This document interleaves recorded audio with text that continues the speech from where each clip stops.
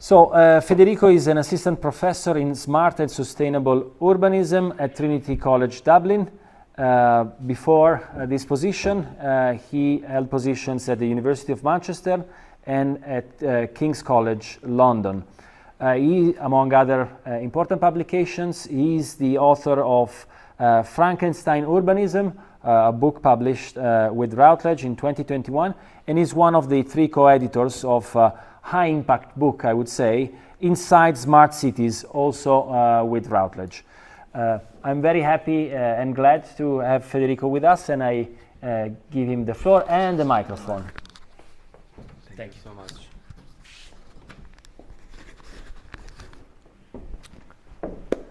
Thank you, Davide, for the kind introduction, invitation. It's good to be back, and thank you, Zach, for the support over the past few days. Today, we're going to talk about artificial intelligence, AI, in a different way. We're going to talk about AI in urbanistic terms. Meaning AI with tangible forms, AI acquiring material form in the city. So we're talking about AIs embodied in urban spaces, urban infrastructures, and urban technologies. When we say embodied, of course, it doesn't mean that AI as a body like we do. It doesn't have the same physical materiality that you and I have. But the point to remember is that AI can acquire material form. It can acquire materiality. And it does so in the city, in urban spaces. And I'll give you some examples during this talk, but we're going to move from theory to practice back and forth for the next 30, 40 minutes or so. So what is peculiar about urban artificial intelligence, so this type of AI in the city, is that urban AIs can sense the environments. They can see what is happening in the city. Now, they don't have eyes, they don't have ears like we do, but they have cameras, they have microphones serving the same purpose. Observing what is happening in the city, what is taking place in urban spaces. And they can also extract concepts. And extracting concepts is one of the marks of their intelligence. For example, you can think about a self-driving car, so a car driven by an artificial intelligence, which is traversing an urban space, let's say a public roads, and it can see the color red up on a traffic light, and it can extract a concept from that sensory experience. So it can understand that that color, red, in that urban concept means stop. So the car can understand that there is a concept behind that color, behind that space. And that's something that we humans, we do all the time. And that is a skill, a capacity that we take for granted. For example, I see a bunch of people, and I can see Davide in front of me, and Davide is a friend. So from this sensory experience, I'm not just seeing particles or a body, I'm seeing somebody who I know, in this case a friend, so I can extract a concept out of this sensorial experience. And again, this is something that we humans, we've been doing for a very long time, for millennia. And now, for the first time in history, we have non-biological intelligences which are capable of these, very powerful intellectual, conceptual experiences. But also, what is quite unique is that is that everything that AIs do in urban spaces is happening autonomously, meaning in an unsupervised manner. So we're talking about artificial entities which are influencing urban spaces and urban systems, while humans, us, while we are out of the loop.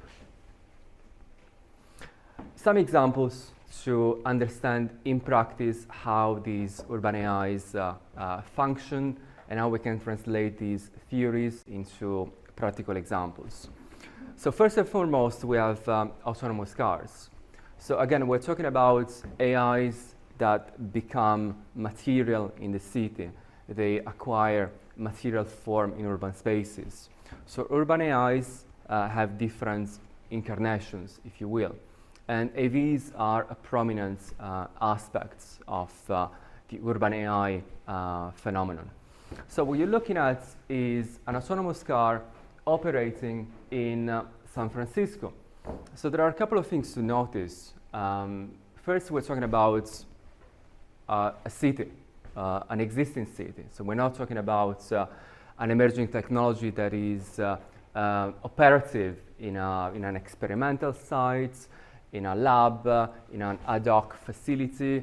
It is an ordinary city. So nothing, truly special about San Francisco in terms of technological innovation. In fact, the same model can be found in London, in Beijing, many, many other cities.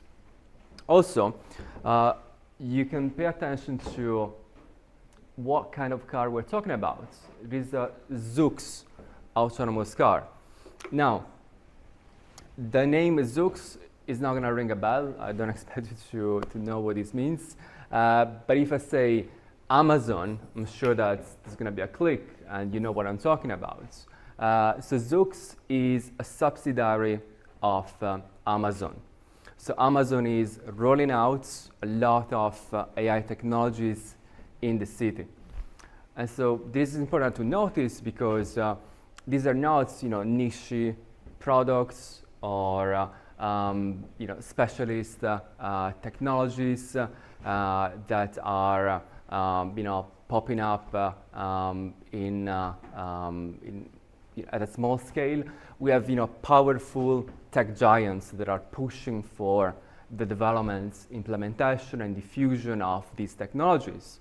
And when you have companies like the Googles, the Amazons, and the Teslas, you may not like these companies, but what we know is that they do make things happen. And so chances are that in the near future, because of the push of big tech, these technologies that nowadays seem quite futuristic and sci-fi, they're going to become quite ordinary and commonplace. So this is a technology that is quite interesting to study and to approach from an urbanistic perspective. This is an urban technology that can have a huge impact in terms of urban design and urban planning. So what you're looking at is a shared autonomous car. And so the point here is that you don't own the technology. You can use the technology as a service, like you were going on a Uber ride, for example. And so there are a lot of studies that have been done by colleagues from computer science showing that one shared autonomous car can replace up to 10 conventional cars. And so recent studies show that shared autonomous cars, so the emphasis is on shared, so shared experience, this type of AV can reduce the amount of cars operating in the city, which is quite an interesting prospect because as planners, as urban designers, we know that when we plan a city, when we design urban spaces, we factor in a number of elements, including traffic levels and the amount of cars operating in the city. And in some American cities, the total surface level of space reserved for cars goes up even to 80%. So this is a chance potentially to reduce the amount of space that we reserved for cars. Think about parking spaces, for example. I mean, this is a technology that does not require a parking space. It is a car that is supposed to be, constantly on the run, picking up clients, again, clients instead of owners. And so potentially this technology is an opportunity to redesign cities in a way that does not put emphasis on spaces for cars, but on places for people. Now, the game can be, however, quite different if the same technology is not rolled out via sharing services, but instead becomes privatized. So this is an example of a privately owned autonomous car. And it is not a sci-fi technology. It is an existing technology that potentially you can buy if you want. So what you're looking at is the Volvo 360C, which is the first car in history designed to be a bedroom or an office space or a living room, depending on what you want to do inside this car while you are traversing urban spaces. And so this can change, quite a lot of things. This can change the urban experience.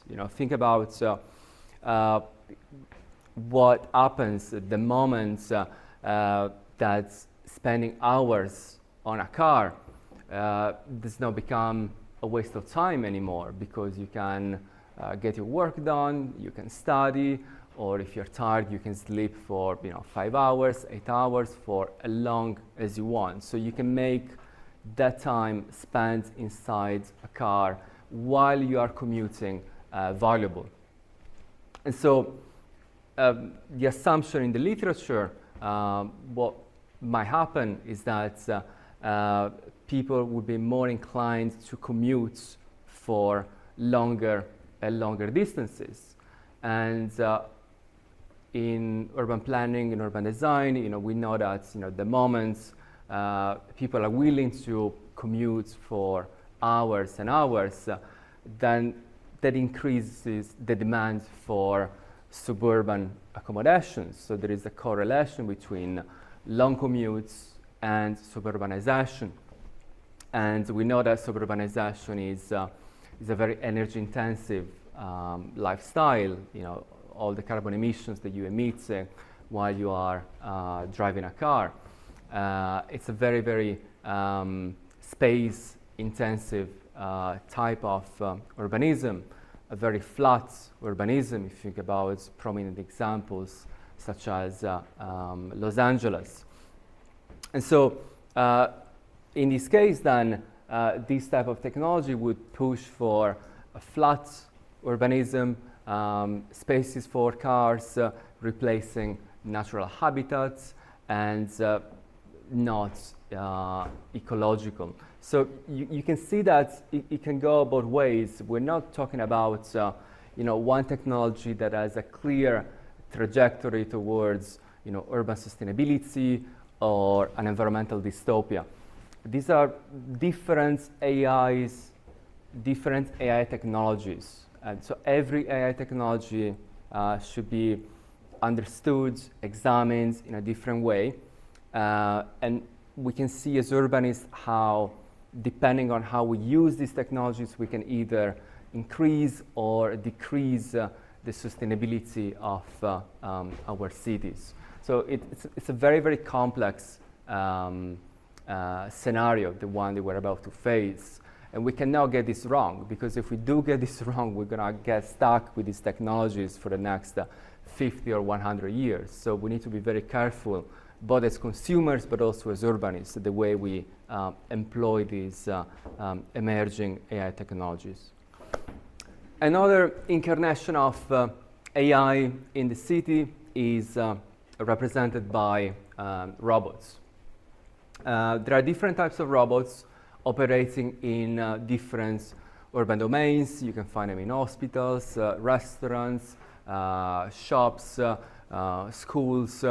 Robots are increasingly becoming important agents in urban systems. And I want you to pay attention to to what is happening here. If you pay attention to this scene, you see that no one is looking at the robots. So this picture was taken in a city that is not famous at all for innovation. It's close to Genova. It's a small town in Italy, so not even far away from here. So it was not taken in an experimental city, in a global city. These are really technologies that can be implemented. They can become part of the everyday urban experience, pretty much everywhere. And so it's interesting to see how everyone inside this urban space, so quickly got used to the robots, to the point that, for the people inside these restaurants, robots, so a non-human intelligence serving foods is nothing strange, nothing, worth paying attention to. To understand the impact that robots are going to have on our urban society, it's quite useful to look at, to pay attention to the meaning of the term robots, which sounds like an English word, but actually it is a Czech word, and it goes back to the 1920s, and it was invented by a Czech playwright. His name was Karel Čapek, and he wrote in the 1920s a beautiful play called Room, Rossum Universal Robots. And in his dystopia, Karel Čapek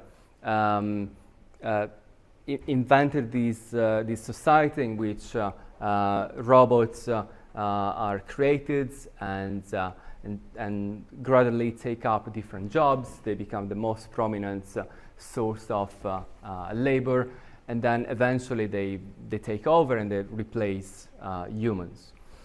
And so in Czech, the term robots, robota in Czech means forced labor. And that gives you an idea of what robots are truly about. I mean, essentially they are a force of labor. They are autonomous machines disrupting labor systems. And we got to remember that labor systems are largely based in the city. And so the moment you disrupt a labor system, you're likely to disrupt the city upon which that system is based on. And there will be two direct consequences. One, already of, because economists have been talking about this for the past 10 years. Unemployment. So, robots replacing humans in different job sectors. But there is another consequence that I argue is a little bit more subtle, but nonetheless very influential. So you probably know about the origin of the city. Why it is that we build cities, why it is that we've been building cities for such a long time. And according to Aristotle, the famous philosopher, we build cities, we develop urban societies to realize our full potential. And so Aristotle was talking about eudaimonia. There is no direct translation for eudaimonia. Roughly translates to happiness. You can think about it in terms of human flourishing. And even if you're not familiar with the philosophy of Aristotle, I'm sure you've heard of the idea that we are social animals, and that if we don't need each other, Aristotle used to say, we are either beasts or gods. We're either animals or deities. And that's because Aristotle believed that inside us we have we have something. We have a potential. We have dreams. We have ambitions. We want to become someone. You may want to become an architect, a planner, a politician, or you may want to become an artist or an athlete. The point is that you cannot do this by yourself. You need to connect with other people to unlock your potential. You're also going to need instruments. You're going to need infrastructures to cultivate your skills and realize your true self. And that's why for Aristotle, you're either an animal because perhaps you don't realize that you have this potential, and so animals don't realize that they can develop, they can achieve higher and higher goals, or you're a deity, you're a god because you're already perfect, so you don't need anyone else. But I assume that, like me, you are neither a god nor an animal, so you need someone, you need other people, you need infrastructure, and you can find this magical combination in the city to unlock your own potential and realize your own eudaimonia.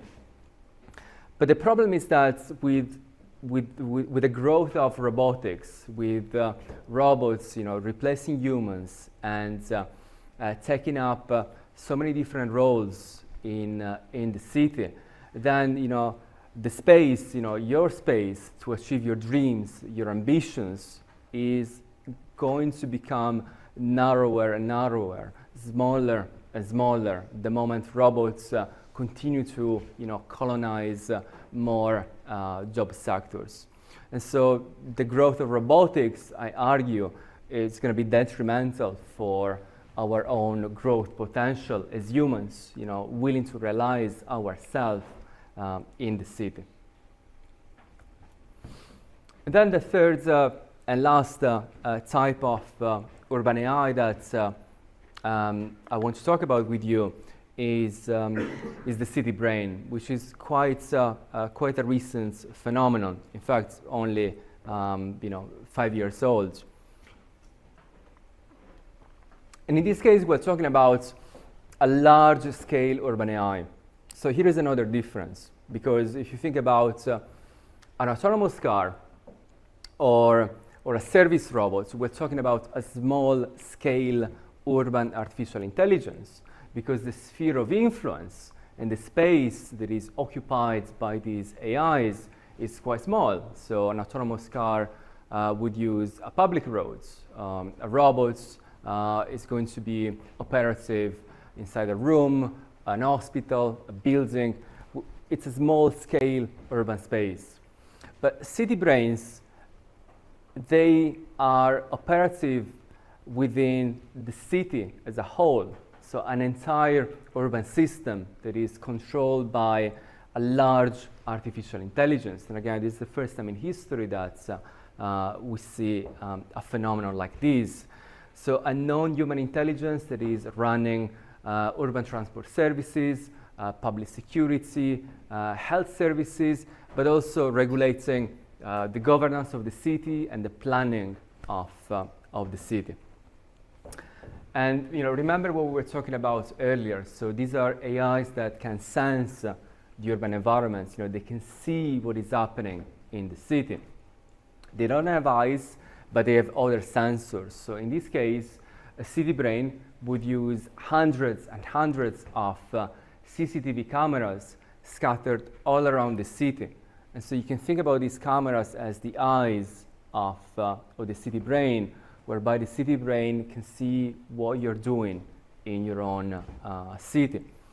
And it is also a technology that extracts data from other sources, social media. It is connected to all the smartphones that we use. So again, it does not have ears, but it can listen indirectly by sensing all the messages that you exchange with your friends and family. And so in terms of its sensorial capacity, it is quite stunning and scary at the same time. So as of today, we have a few city brains already operative in China, some city brains operative in Malaysia, and one under development in the Middle East. And I've been doing research on experimental cities and experimental technologies for over 10 years now.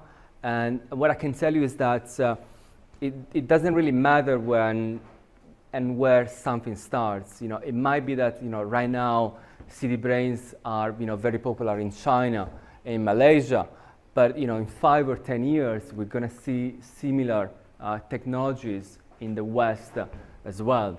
And so that's something that we need to pay attention to right now as urbanists, as urban policymakers, to think, you know, very carefully about the implications of these novel technologies and the extent to which we want them to be operative in our city. And you know, what is truly unique about these urban AI is that it can observe what is happening in the city, so it would collect data on the present, on what is happening right now, so real-time information. But then it would use this real-time information to develop predictions about the future. So this technology theoretically can understand what is going to happen tomorrow, what is going to happen next week, what is going to happen in a couple of months. It is a technology that is, you know, projected towards the future. And again, that's something that is quite novel in our field. So,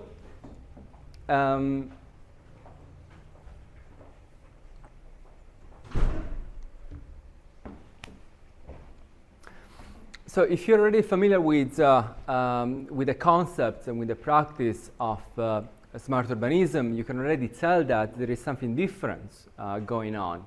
That AI technologies, you know, represents a new kind of urbanism.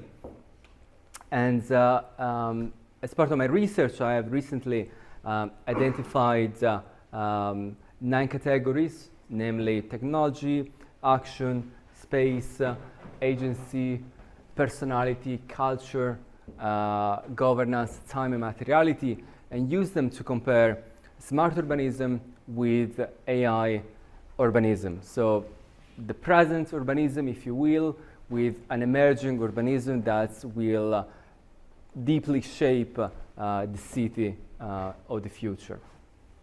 And today I'm going to focus on the first 3 categories to conclude this seminar. So first is technology. And as part of this category, we're focusing on the key technological components of smart urbanism and an emerging AI urbanism. And we can see that the Internet of Things, so commonly known as IoT, has been a key technological component of many smart city initiatives. And so by IoT, we generally mean a number of smart technologies, such as sensors integrated into everyday objects and spaces, capable of producing large volumes of data, what we normally call big data, data that is instantly shared by the object itself, and you know, plenty of examples in this room. You know, this computer, the projector, your smartphone. Internet is within every single object, and we use this technology, you know, to share real-time information as we speak. But in AI urbanism, the situation is different. Now, sensors continue to be a prominent technological component because urban AI needs sensors, cameras, microphones to perceive the surrounding environments. But what is different is that AIoT, so the artificial intelligence of things, is a technology that brings artificial intelligence into ordinary objects, into ordinary things and ordinary spaces. And that's why we suddenly have previously inanimate objects, like a car in this instance, that are now capable of sensing the environment, of extracting concepts, and to act autonomously. Until recently, a car would not move unless one of us was going to drive it. I mean, now a car can drive itself because of the artificial intelligence of things. So it's something that did not exist in traditional smart city initiatives. Second is action. And as part of this category, we're going to look at what the technology in question is doing in the city. Now, when it comes to smart urbanism is about calculating and quantifying. So you have sensors, you have smart technologies that can calculate and quantify different urban phenomena. For example, you have smart sensors that can tell you how many people are using the subway, or how much energy a building is consuming. And so the outcome would be numbers, quantifying a given urban experience. In AI urbanism is different. We have artificial intelligences which are capable of producing an account. So they're not counting, they are telling a story, they are developing a narrative. And so an account is a very simple narrative that explains why and how certain things happen in the city. And again, we're talking about simple narratives here, so we're not talking about Stephen King's or Harry Potter, not very complex stories, but still, even a simple story can have deep consequences. And you can think about an artificial intelligence called Palantir, which is employed in policing, so predictive policing in the city. So this is an artificial intelligence that, in theory, is capable of telling you who is likely to commit a crime, how the crime will be committed, and where in the city that crime is going to take place. And if you think about it, that is quite revolutionary, because until recently, our smart technologies were calculating, quantifying, counting, and now they are telling stories. They are explaining how different urban experiences are taking place, and the consequences can be quite dire. Especially if the technology identifies you or me as suspected criminals in the city.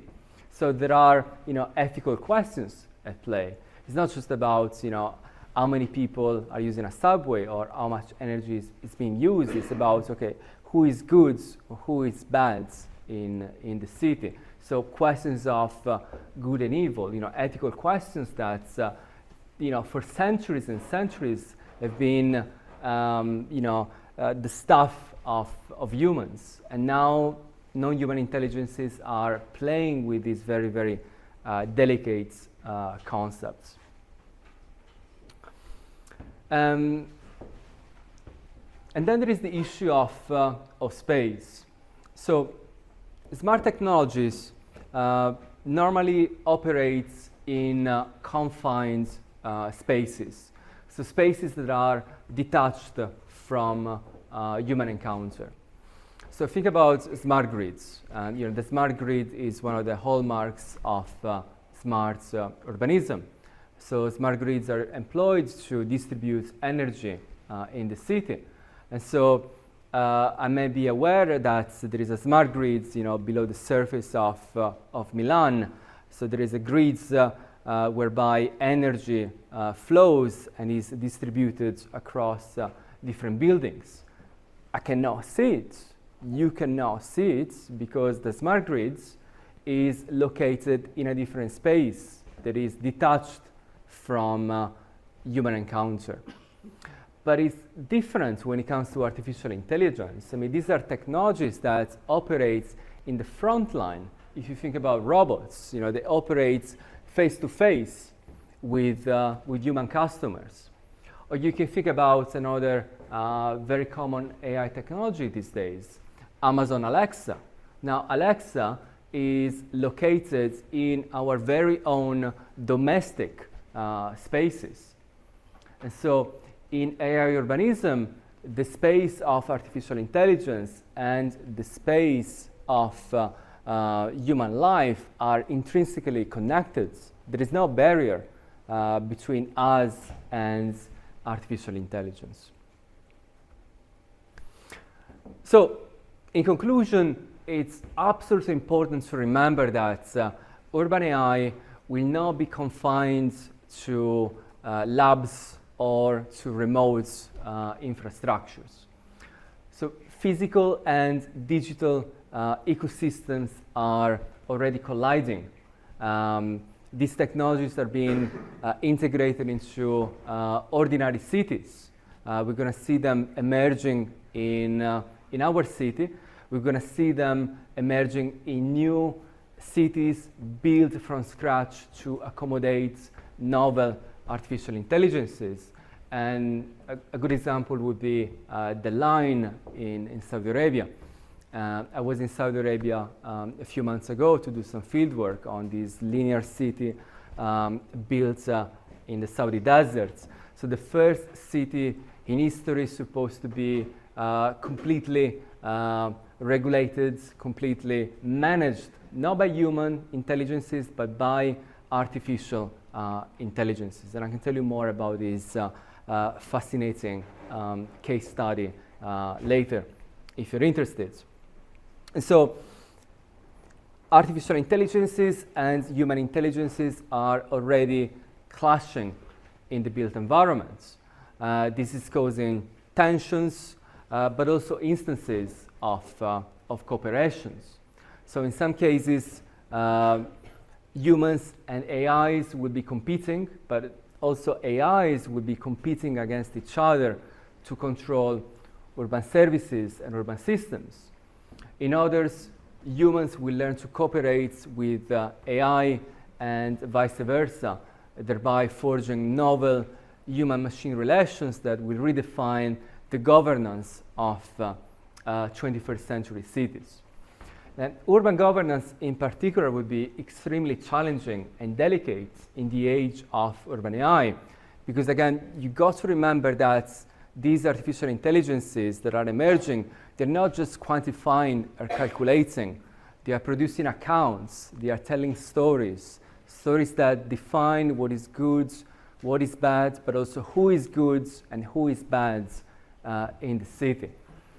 And these stories are very complex, and sometimes, you know, even us humans, we struggle to make sense of them. And I want to conclude these seminars with a final reflection.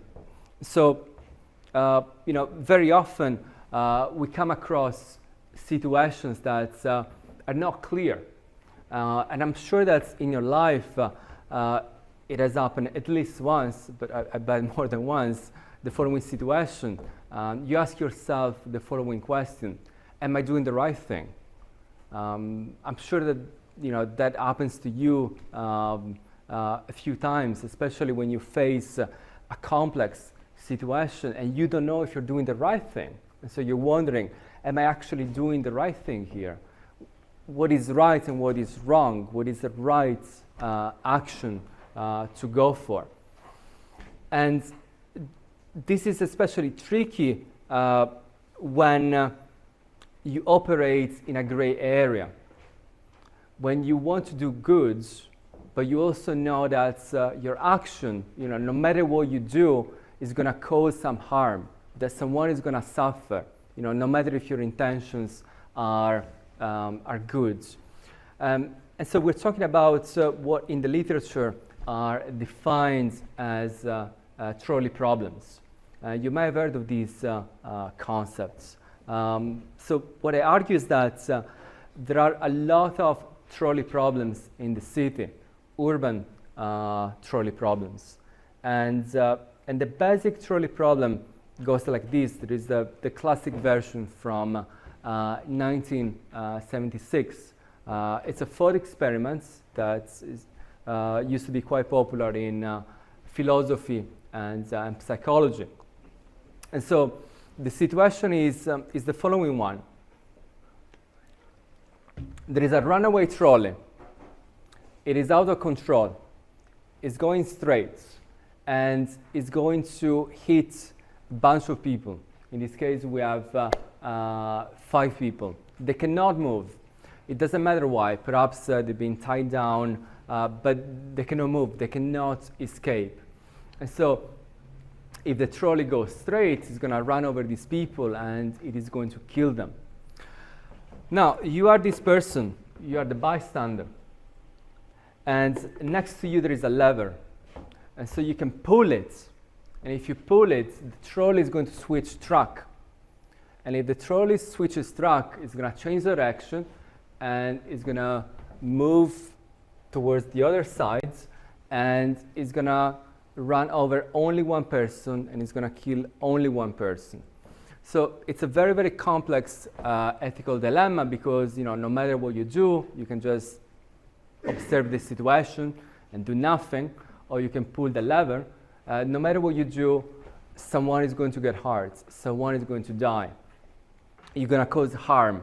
And so it's a situation in which distributing harm is unavoidable. And so what you do when everything that you choose to do is going to cause some pain. Now, the trolley problem has been already applied in the context of autonomous cars. That's a very, very simple way of translating the trolley problem to urban AI. So we know that accidents will keep occurring on public roads. Like, in fact, in 2018, you probably know that in Arizona, a woman was killed by an autonomous Uber.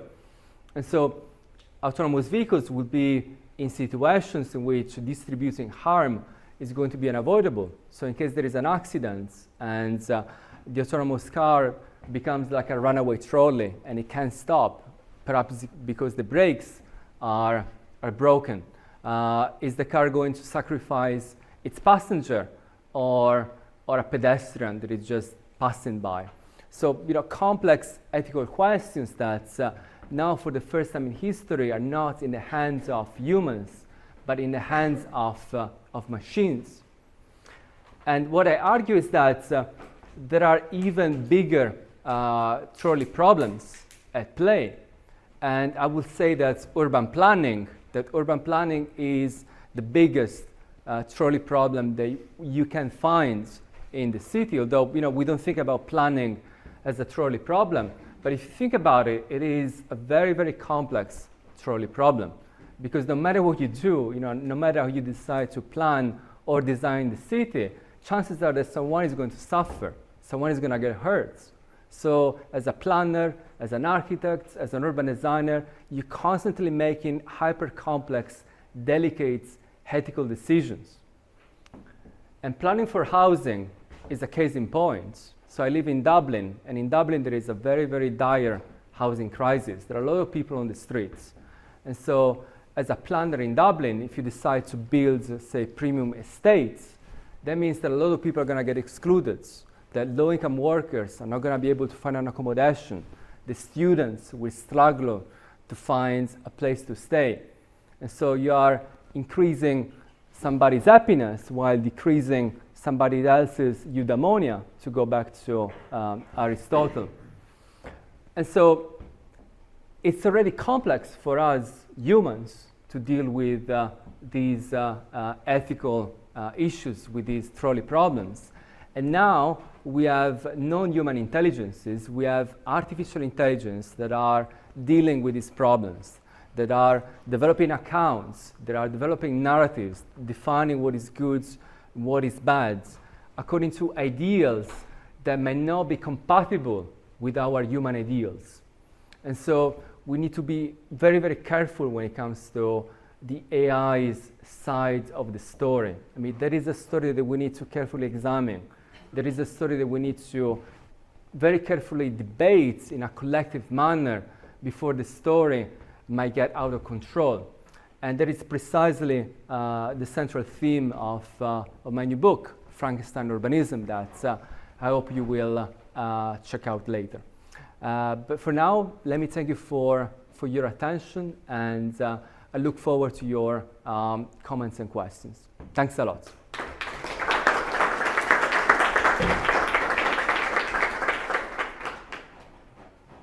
So what I'm going to do is to invite to the floor Eugenio Morella and Cecilia Bolognesi, as we asked them to. No, there are seats, enough seats for everyone. And to make comments, ask questions, so that we can engage with further discussion. Okay, here is the microphone. And the floor is yours. Okay. Does it work? Yeah, it works. Okay. Thank you for this beautiful talk, and useful as well. I've read some of your papers before coming here, and when you were talking us, it was clearer. And I've got some doubts that I had in the same time when I was reading your papers. Just tell me if you agree with me, speaking about AI like a sort of tool chain that brings together sensors, Internet of Things, big data, IoT, and so on and so forth. But, of course, AI tech goes beyond smart tech in terms of functions, capabilities, and related urban challenges. We have got smart sensor, big data, IoT that are point of intersection between smart urbanism and emerging autonomous urbanism, presenting the city with a new set of technologies and issues. These are words that comes from your paper. But you write also, they are unsupervised. Okay. They can learn about the environment and act within it with humans out of the loop. But I would love to be convinced, because I'm not, by you, that AI cannot be educated to a human sensibility, because I think that we can. We have general, let's say, ideas of, I don't want to say beauty, but way of living that can be commonly shared. For example, when you have to choose something, you look at a shared welfare, for example. That is a point that you can look at, or the minor harm as well, or things like this. Can't you educate this AI? Tell me your opinion. Sure, that is a crucial point. Thank you for these comments, because it raises a key issue in AI urbanism. So theoretically, it is possible. I think that indeed urban artificial intelligences can be educated, and they can learn about what we as planners, designers, or architects believe is important for the city.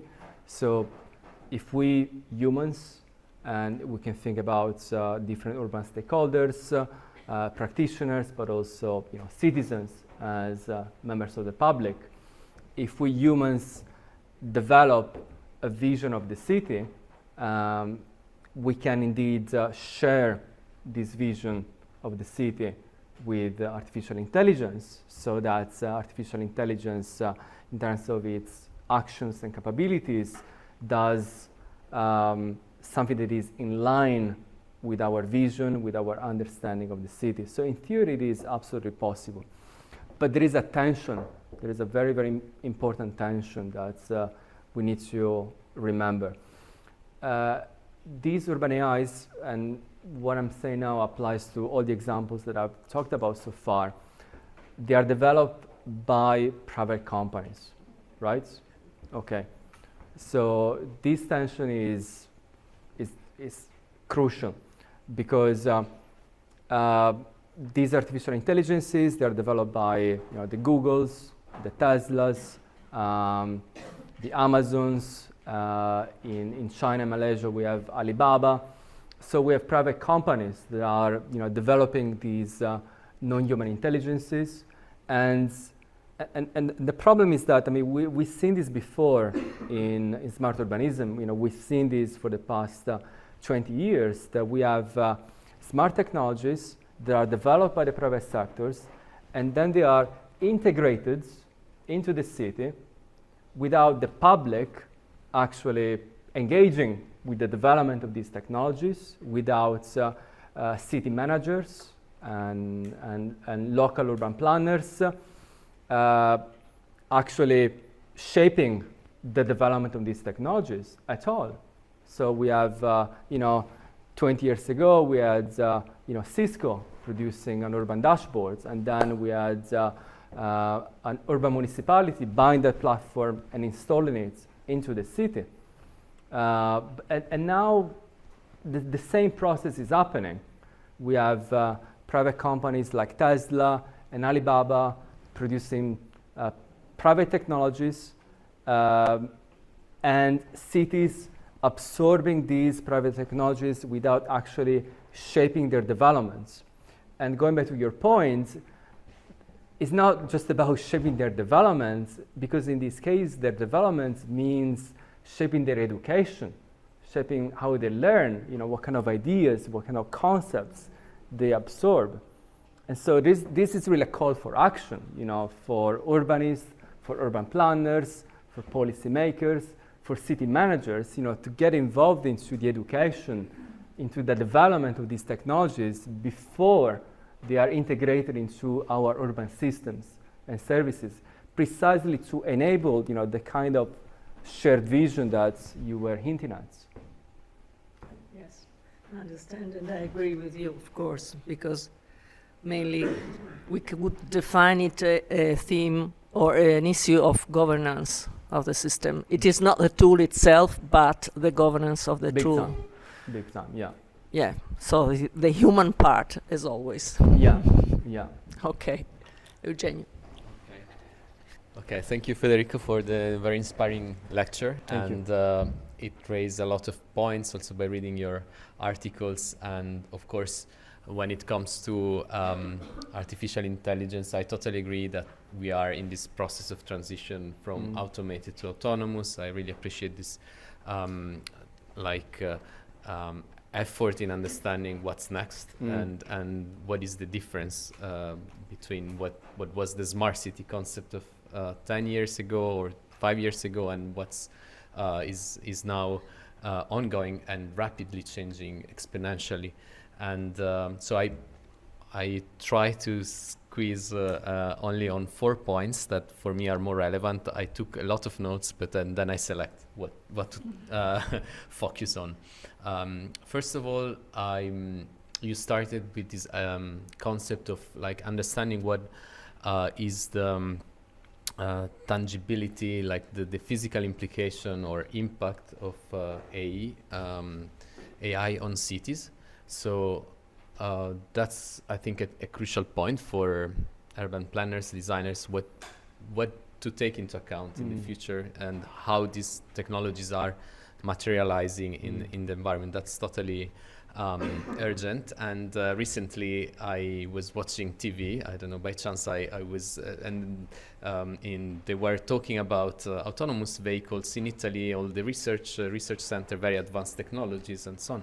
And at the end of this interview, the super mega boss said well, the problem, going back to urban trolley issue and so on the question about safety and security, and the guy said, well, the problem is not the autonomous vehicles, the problem are cities and people on the streets. So we have to remove them. And they said, what the fuck? We as planners, we were talking about this topic for hundreds, let's say in the last 100 years against modernism, preconception of cities. and now the problem again are cities and people, you know. And so the technology is ready. We are the problem that we shouldn't be on the street going around. And so I think that's still an issue. But I mean, it's of course a provocative point that we should, of course, take into account that the city will adapt anyway. So even in modern time, probably cities adapted to cars, of course, we did. And this time we will adapt to these technologies again. I don't know if you have, let's say, more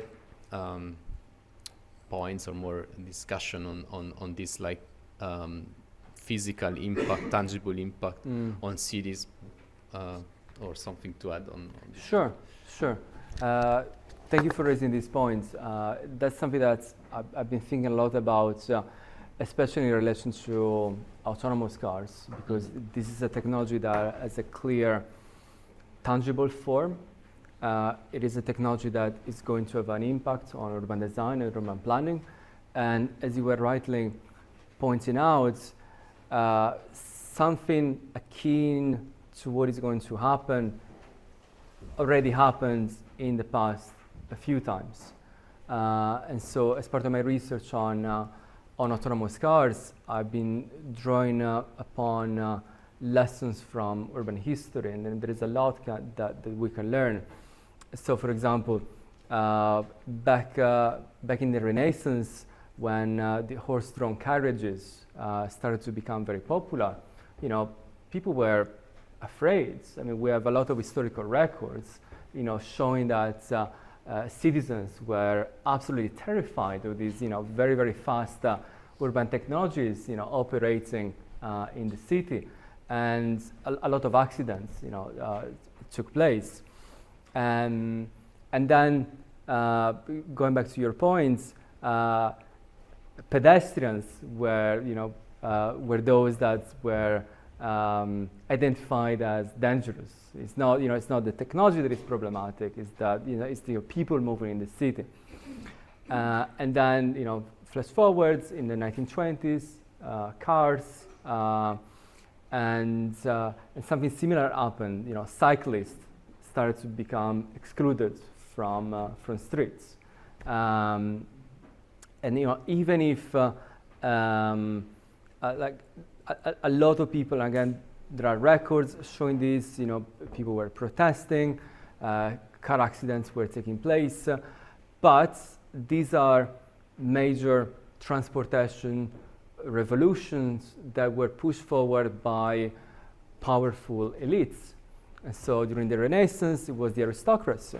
And that's because, you know, back in the 1600s, especially, you know, the king and the prince, you know, they loved to ride their carriage and you know, drive fast in the city, and they were not interested in what, you know, normal people were considering was the right thing to do.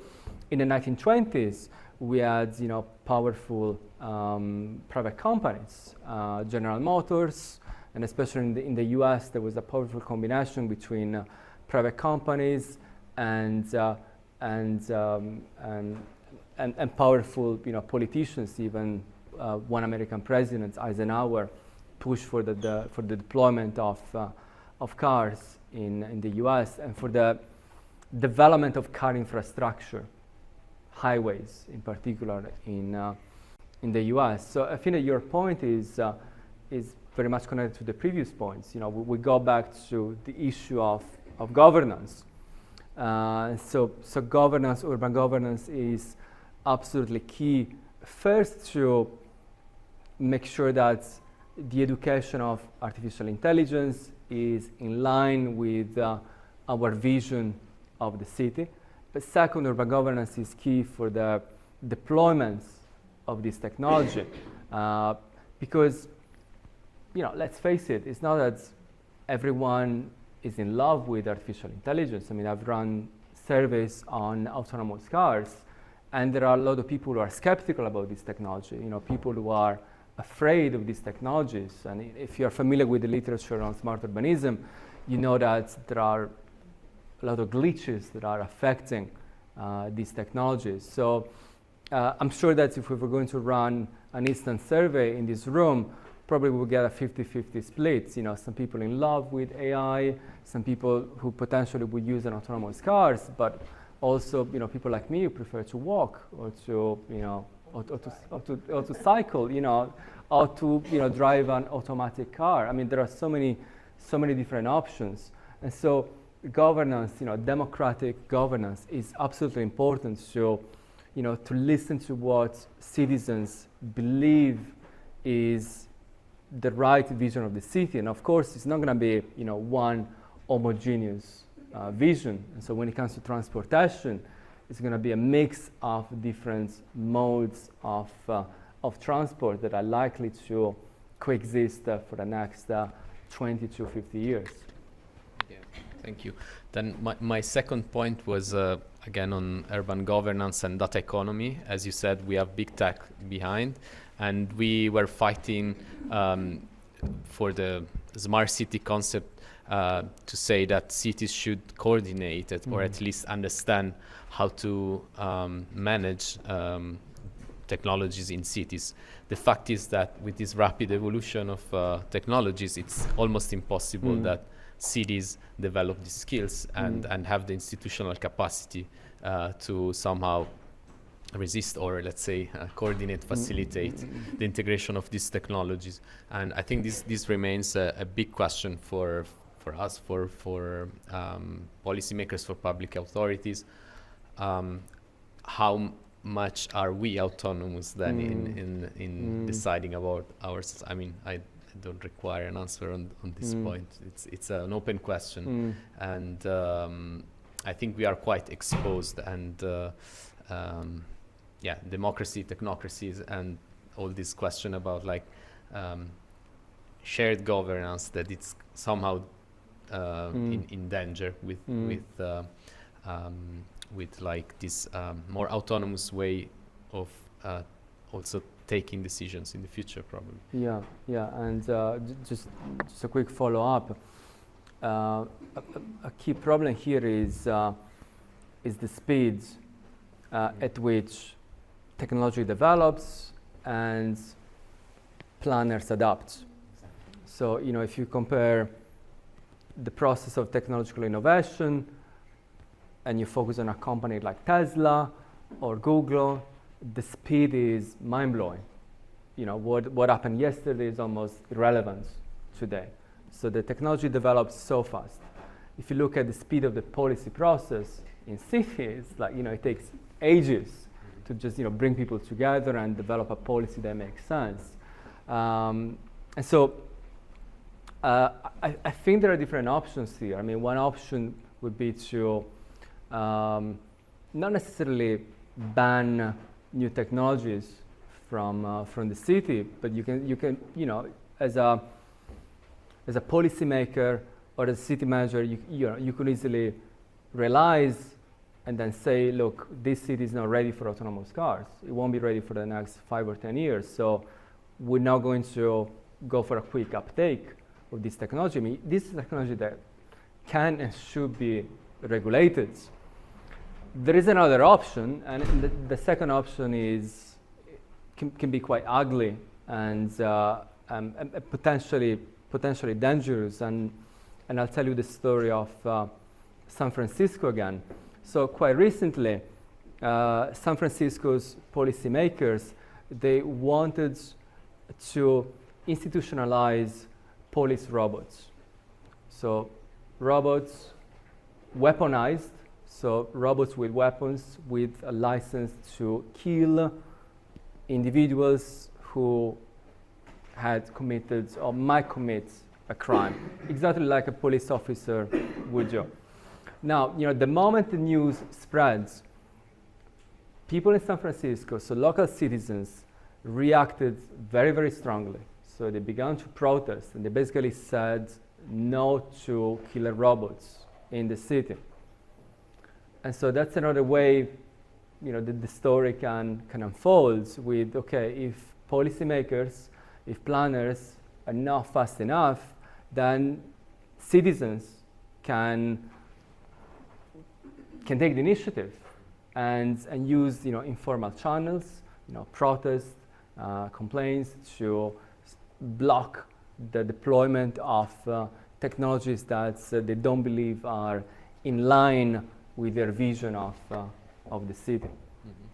Thank you. Yeah, my third point was on social acceptance. In one of your papers, you were talking about that, and I totally agree that there is now a growing gap between the let's say the speed of technology and how society is accepting these. Also in terms of perceptions, as you were showing in one of your papers. So I think to support this, I think transition sciences and social sciences will be more and more relevant in the future to also deal with this rapid evolution.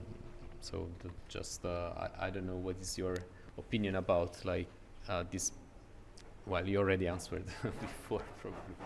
It's interdisciplinary. Whatever we're going to do, it's going to be urban planning, it's going to be transition studies, sociology, psychology, philosophy. I mean, I've been working in this space for a long time, but it's only now that I can really see how all these different disciplines are essential.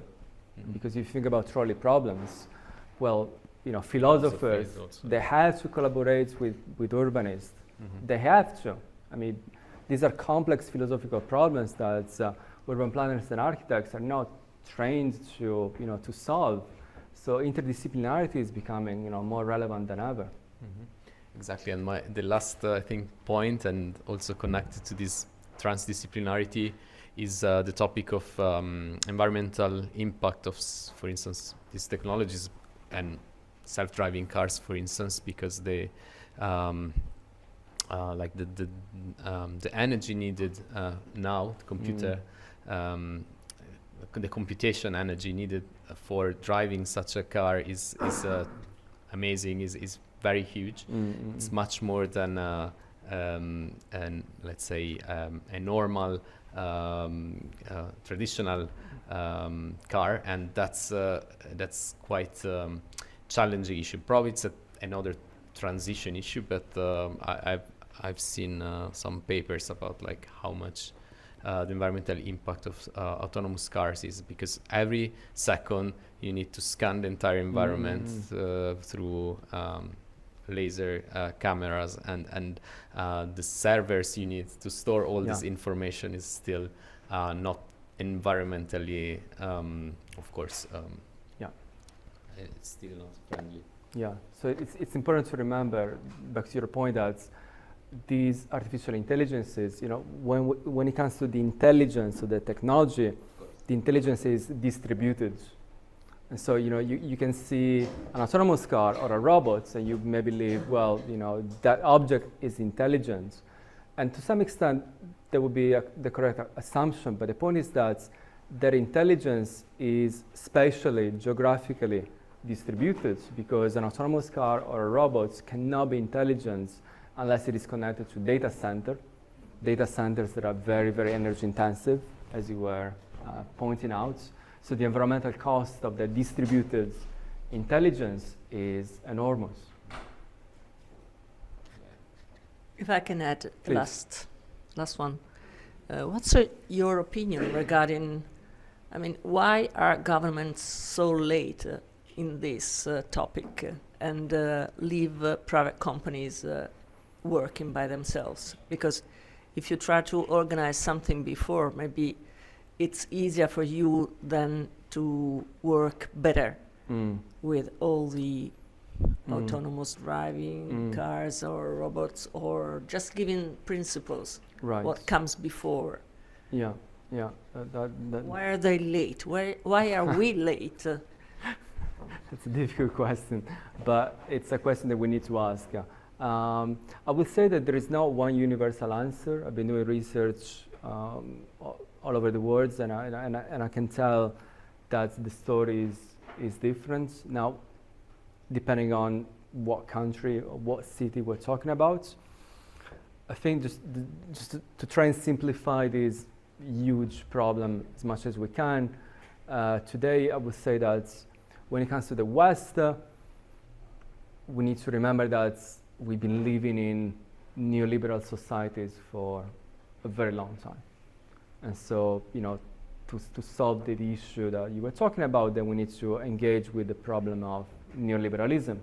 And so, weak states, weak public offices that are stepping back, while private companies are becoming more and more powerful, and the state is stepping back. So I think there is a strong connection between what we're talking about today and the issue of neoliberal urbanism. So unless we deal with neoliberal urbanism and we come to terms with that, all the problems that we've been talking about today in terms of governance, well, we cannot fix them, for sure. Now, the situation is different when we look at the Middle East and Southeast Asia. The case of China is particularly interesting. So a lot of AI companies in China, yes, they are private, but up to some extent, the government, the Chinese government, the Communist Party is very much hands-on on technological innovation. And so the government is more in control of AI. Now, the positive side is that it means that the government can regulate. And so it can shape the evolution of AI in the city.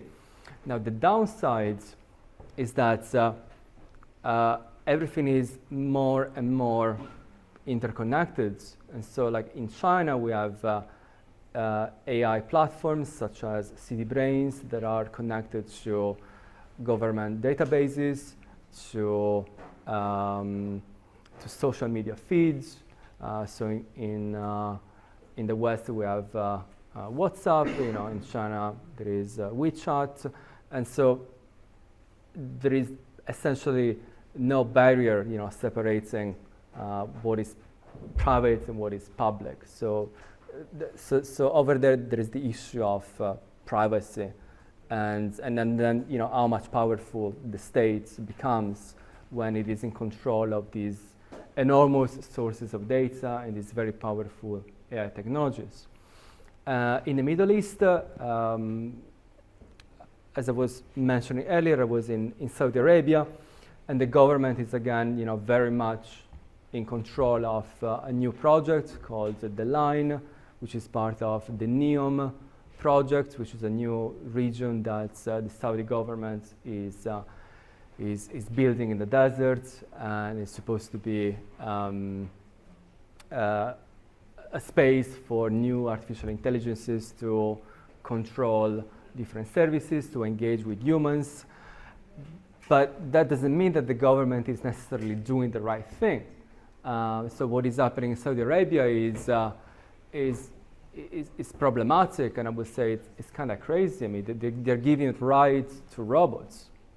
That is what the Saudi government is doing. So now you're gonna live in a society, the Saudi society, in which you're gonna have robots with the same rights as human beings. And that was back in 2017 that Saudi Arabia granted citizenship to a robot named Sophia. It's all public. And so it's not simply about enabling a powerful government. Again, it's back to original points, like governance, but a governance that is democratic, a governance whereby whatever vision is implemented is a shared vision. Yeah, because in Saudi Arabia is essentially the vision of the Saudi prince, and is in love with Blade Runner, and I'm not kidding you. This is one of my main findings. So they're building the line because the Saudi prince told like a bunch of architects and planners, build me a city like Blade Runner. I mean, that was his speech. That was literally his speech. So again, we need to be careful with what we wish for, right? A last comment on Masdar City in 2023. You've been writing a lot on Masdar. So what is the state of the art today, and So Master City is still an interesting case study. I was there for the first time over 10 years ago, and I think that back then I kind of had a glimpse of the future. 10 years ago in Master City, I was trying self-driving cars. It was unheard of. For me, it was a truly amazing experience. Now, Master City is still pushing for innovation, so we have autonomous cars, but in terms of like the cutting edge of urban technology, I'll say that the line in NEOM in Saudi Arabia, that is the place to pay attention to, because I think that has, like 10 years ago in Master City, we had innovations that later we started to see in other cities in the West, like autonomous transport technologies and smart grids and automated buildings.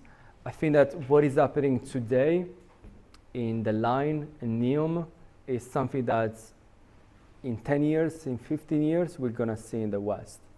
And so for me today, the line is, looking at the line is like looking at possible future, which might not be a necessarily good future. That's why we need to be careful and critical and open to to public debates. And I love that we're having this conversation because if we talk, we can actually find common ground. I mean, that's what is magical about human intelligence, and we don't know if that's going to click with artificial intelligences. So the game is going to become even more complex. Interesting. Thank you so much. Thank you very much. Thank you. Okay, I think this is a great note to close off with. And I want to thank Federico once again and call for another round of applause.